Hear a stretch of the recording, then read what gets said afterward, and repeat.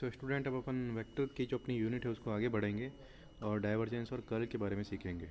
सो divergence की जो basic property है वो अपने यूज़ में आती है, तो अपन देखेंगे कि डाइवर्जेंस और कर्ल की जो बेसिक प्रॉपर्टी उनके बारे में जानेंगे, ताकि जो अपन डेरिवेशन करें तो तब अपन को कोई दिक्कत ना आए। सो डाइवर्जेंस क्या होता है? Divergence of vector point function क्या होता है? जैसे कोई फंक्शन है अपने पास में, ठीक है, फंक्शन एफ है अपने पास में वेक्टर फॉर्म के अंदर, तो उसके अंदर क्या होगा? उसके तीन जो होंगे कंपोनेंट होंगे, आई जे के तीन कंपोनेंट होंगे।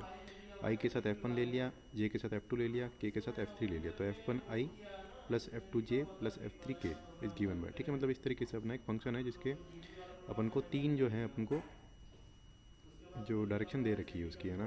तो अपन डाइवर्जेंस निकालते हैं। डाइवर्जेंस में अपन क्या करते हैं, जो डाइवर्जेंस के अंदर अपन बेसिक क्या करेंगे, जैसे इसका आई वाली जो यूनिट है उसका अपन एक्स के रेस्पेक्ट में डिफ्रेंशिएट करेंगे, जे वाली जो यूनिट है उसका वाई के रेस्पेक्ट में डिफ्रेंशिएशन करेंगे, और के वाली यूनिट का अपन जेड के रेस्पेक्ट में डिफ्रेंशिएशन करेंगे, ठीक है। किसका करेंगे? ये अपन जो एफ फंक्शन है उसका। जैसे अपन को एफ का डाइवर्जेंस निकालना है, तो डाइवर्जेंस एफ को अपन कैसे लिखेंगे? डेल एफ इक्वल टू, इस तरीके से जैसे डायग्राम में दे रखा है ना, ये डेल एफ को इस तरीके से लिखा जाएगा, इक्वल टू ये होता है डाइवर्जेंस का रिप्रेजेंटेशन, और ये अपना फंक्शन है।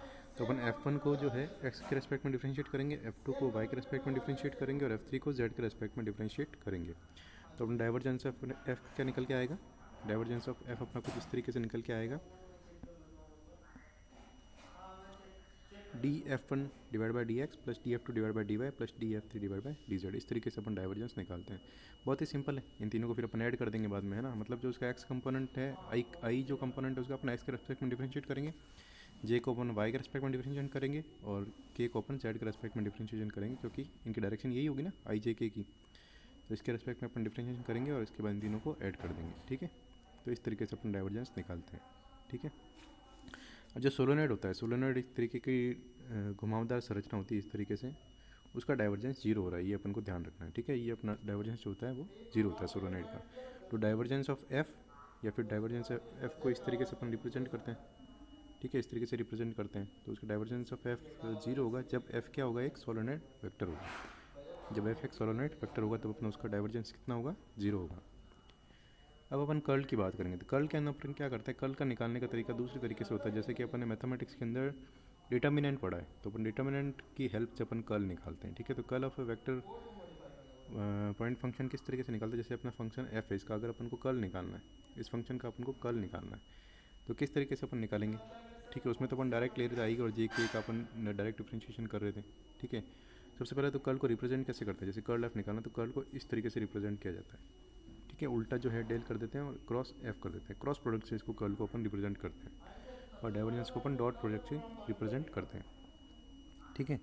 सो बेसिकली जो है ये अपना जो है इक्वेशन बन के आई, आई जे के की इक्वेशन बन के आई है ना, जिसके अंदर अपन डिफरेंस का अगर अपन को डिटर्मिनेंट निकालना है तो किस तरीके से निकालना है? जैसे आई जे के इधर लिख लेंगे, फिर d divide by d x, d divide by d y, d divide by d z, इस तरीके से लिख लेंगे, और F1 F2 F3 इस तरीके से अपन लिख लेंगे। और F1 F2 F3 क्या है यहाँ पे अपने जो ये वाले फंक्शन के जो है ना, आई वाला जो फंक्शन है F1, जे वाला फंक्शन है F2 और के वाला फंक्शन है F3, जो तीन कंपोनेंट है इसके, वो अपन यहाँ पे राइट डाउन कर देंगे। फिर अपन क्या करेंगे? इसका डिटर्मिनेंट निकाल देंगे। डिटर्मिनेंट निकाल देंगे, इन दोनों को मल्टीप्लाई करेंगे, आई वाले कंपोनेंट के साथ में इन दोनों को मल्टीप्लाई करेंगे, जे वाले के साथ में इन दोनों को करेंगे, के वाले के साथ में इन दोनों को करेंगे। इस तरीके से अपन मल्टीप्लाई करके उसका डिटर्मिनेंट निकालेंगे, ठीक है। और ये इसका डिटर्मिनेंट निकल के आएगा। तो डिटर्मिनेंट जो निकल के आएगा वही अपना क्या होता है? कर्ल होता है, कर्ल ऑफ ए वेक्टर होता है, ठीक है। तो कर्ल इस तरीके से निकाला जाता है। कर्ल मतलब अपन क्या करते हैं? क्रॉस प्रोडक्ट निकालते हैं, और डाइवर्जेंस के अंदर अपन डॉट प्रोडक्ट निकालते हैं। अब कर्ल ऑफ एफ है, तो कर्ल ऑफ एफ को अपन ऐसे लिखा है, curl of f del cross f जो है वो जीरो होता है। किसके लिए? जब एफ कैसा होगा? इररोटेशनल फंक्शन होगा। अगर एफ इररोटेशनल फंक्शन है तो उसका कर्ल क्या निकल के आता है? जीरो निकल के आता है। सो ये बेसिकली अपन ने देखा कि डाइवर्जेंस और कर्ल क्या होता है। अब कुछ चीज़ें जो अपन को नोट करनी है और आगे अपने काम में आएगी वो अपन जानते हैं। जैसे e टू दी पावर -3 है, तो ये ई अगर कोई वेक्टर है इसके अंदर, E is a standard solenoid. ई क्या है? स्टैंडर्ड एक सोलेनॉइड है e टू दी पावर -3 के अंदर, ठीक है। अगर इस तरीके से अगर अपन को मिलता है फंक्शन, तो ये तो बेसिकली एक मेन जो अपना क्या है, divergence of F. Divergence of F है, डाइवर्जेंस ऑफ एफ जीरो होगा किसके लिए होगा? जब एफ क्या होता है? सोलेनॉइड होता है, ये अपन ने जान लिया है। कर्ल ऑफ एफ जीरो होगा किसके लिए होगा? जब एफ क्या होगा? इरोटेशनल वेक्टर होगा, उसके लिए जो कर्ल होता है जीरो होता है, ठीक है। अब अपन बात करेंगे बॉक्स प्रोडक्ट की। इस तरीके से अपन बॉक्स प्रोडक्ट निकालते हैं ए बी सी का, तीन वेक्टर ए बी सी का अपन को बॉक्स प्रोडक्ट निकालना है। तो इसका मतलब क्या होता है, इसका मतलब ये होता है कि बी और सी का अपन को क्रॉस प्रोडक्ट करना है, ठीक है, बी और सी का क्रॉस प्रोडक्ट करना है और उसके साथ डॉट प्रोडक्ट करना है ए का। इसका मीनिंग ये होता है, ठीक है।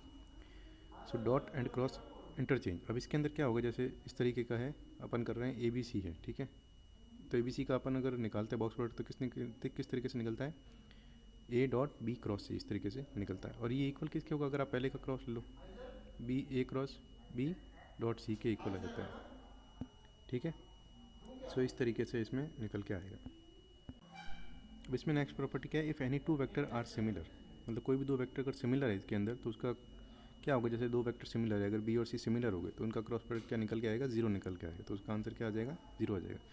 या फिर ए और बी सिमिलर तो उसका भी क्या हो जाएगा, जीरो निकल के आएगा। मतलब ए के प्लेन में होता है क्रॉस प्रोडक्ट के अंदर क्या होगा, अगर ए के प्लेन के अंदर तो क्रॉस प्रोडक्ट क्या होता है, जैसे ए और बी का अपन को क्रॉस प्रोडक्ट निकालना है तो ए क्रॉस बी होता है। ए क्रॉस बी किसके बराबर होता है, ए बी साइन थीटा के बराबर होता है। अगर दो वेक्टर सेम है तो उनके बीच का एंगल कैसा हो जाएगा, 0 डिग्री हो जाएगा। 0 डिग्री हो गया तो फिर उसका जो है क्रॉस प्रोडक्ट जीरो ही निकल के आएगा, थीटा जो अपन रखते हैं जीरो निकल के आएगा, है ना, इस तरीके से। सो बेसिकली ये अपना था वेक्टर के कुछ अपन ने प्रॉपर्टीज़ पढ़ी। अब अपन को मेन जो पढ़ना है, इस चीज़ के बारे में अपन को जानना है जो अपन ने पहले नहीं देख, मतलब डाइवर्जेंस और कर्ल के अंदर आपने पढ़ा होगा इसके अंदर, जिसके अंदर क्या होता है कि जैसे del dot del cross f है, मतलब पहले अपन को कर्ल निकालना है एफ का, फिर उसका डाइवर्जेंस निकालना है। तो वो हमेशा कैसा आता है, जीरो निकल के आता है, ठीक है। पहले कर्ल निकालो फिर डाइवर्जेंस निकालोगे तो क्या निकल के आएगा, जीरो निकल के आएगा। या फिर अपन ऐसा कह सकते हैं, जैसे कोई अपने कोई फंक्शन है, ठीक है, ए जो है वो डेल के बराबर कर दिया अपन ने, बी को भी डेल के बराबर कर दिया।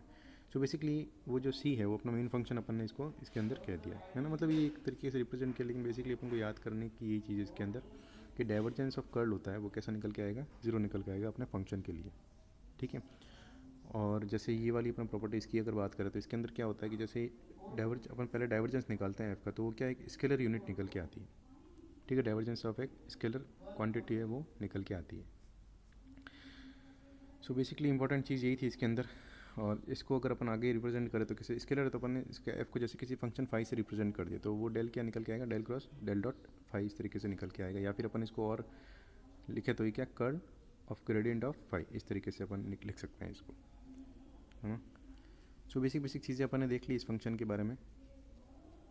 अब अपन किसी भी फंक्शन की अगर बात करें, जैसे अपना ये एक अपना है डेल डॉट एफ है, इसके अंदर क्या दो फंक्शन सेम आ गए ना, यहाँ पे दो फंक्शन अगर सेम है तो इसका जो है बॉक्स प्रोडक्ट क्या निकल के आएगा, जीरो निकल के आएगा। यहाँ पर भी दो फंक्शन सेम आ गए, डेल डॉट एफ है, यहाँ पे एफ क्या वेक्टर है और यहाँ जो फाई है वो क्या है, मतलब एक स्केलर क्वांटिटी है। तो वो चाहे स्केलर और वेक्टर कुछ भी हो, लेकिन यहाँ पे क्या अपन ने फंक्शन सेम काम में लिया है तो इनका बॉक्स प्रोडक्ट क्या निकल के आएगा, जीरो निकल के आएगा। अगर अब एफ की वैल्यू चाहे जो भी हो, फंक्शन की वैल्यू चाहे जो भी हो, फ्लक्स की वैल्यू चाहे जो भी हो, लेकिन यहाँ पे तो दो अपने जो है कंपोनेंट सेम निकल के आ गए, तो इस वजह से क्या होता है अपना जो है जो बॉक्स प्रोडक्ट है वो कैसा निकल के आता है, ज़ीरो निकल के आता है।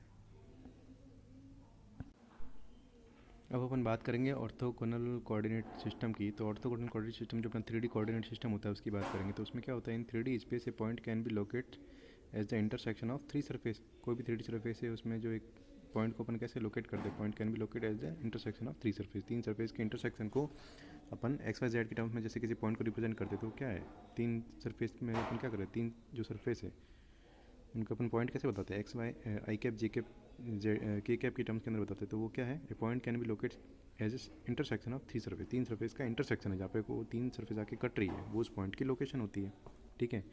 3 surface mutually perpendicular to one other. तीनों सरफेस एक दूसरे की कैसी होती है, म्यूचुअली परपेंडिकुलर होती है। अब जैसे कि AU1 AU2 A3 है, ये क्या है, बेस वेक्टर है और उनके साथ जो उनका मैग्नीट्यूड कितना है, AU1 AU2 AU3, ये तीनों की क्या है, मैग्नीट्यूड है। अब जैसे बेस वेक्टर की अपन बात करें, उन दोनों का ये तीनों कैसे होते हैं, आपस में परपेंडिकुलर होते हैं। इनका अगर अपन क्रॉस प्रोडक्ट निकाले किसी के दो का तो वो किसके बराबर होगा, तीसरे के बराबर होगा। AU1 क्रॉस AU2 किसके बराबर होगा, AU3 के बराबर होगा। AU2 क्रॉस AU3 AU1 के बराबर होगा। AU3 क्रॉस AU1 AU2 के बराबर होगा। इस तरीके से ये आपस में बराबर होते हैं, ठीक है। और मैग्नीट्यूड क्या है, AU1 AU2 और AU3, है ना। तो अपन ए वेक्टर को कैसे रिप्रेजेंट करेंगे, किसी भी अपन को पॉइंट है उसको रिप्रेजेंट करना तो कैसे करेंगे, AU1 capital AU1 plus AU2 capital AU2 plus AU3 capital AU3, इस तरीके से अपन उसको रिप्रेजेंट करेंगे। सो ये होता है अपना ऑर्थोगोनल कोऑर्डिनेट सिस्टम। इस तरीके से अपन किसी पॉइंट को रिप्रेजेंट करते हैं। अब ये सिस्टम अपना, अब जो भी सिस्टम है अपना ये किस तरीके से होगा, ये 3 तरीके से रिप्रेजेंट होगा। एक तो रेक्टेंगुलर या Cartesian coordinate system, cylindrical coordinate system, और तीसरा जो है स्फेरिकल कोऑर्डिनेट सिस्टम। सबसे पहले अपन देखेंगे कार्टेशियन कोऑर्डिनेट सिस्टम के बारे में। अब कार्टेशियन कोऑर्डिनेट सिस्टम में क्या होता है, a point x1 y1 z1, ये पॉइंट के कोऑर्डिनेट है। In Cartesian coordinate is intersection of 3 planes, 3 प्लेनों का ये क्या है, इंटरसेक्शन है, जिसमें x कोऑर्डिनेट क्या है x1, y कोऑर्डिनेट y1 और z कोऑर्डिनेट z1 है। ठीक है। और अगर अपन यूनिट वेक्टर की बात करें तो x वेक्टर इसका ax है, y वेक्टर ay है, तो इन दोनों का अपन क्रॉस वेक्टर निकालेंगे तो ये क्या हो जाएंगे, az के बराबर हो जाएंगे, जो कि z डायरेक्शन के अंदर है।